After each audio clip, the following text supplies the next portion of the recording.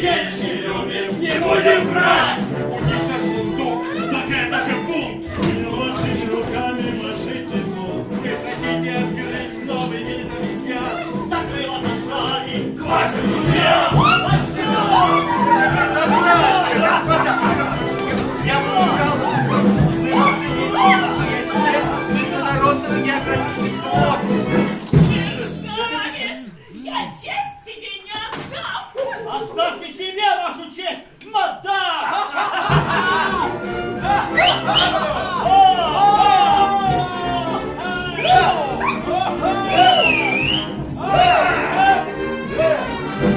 Дело все в том, что деньги многое в жизни значат.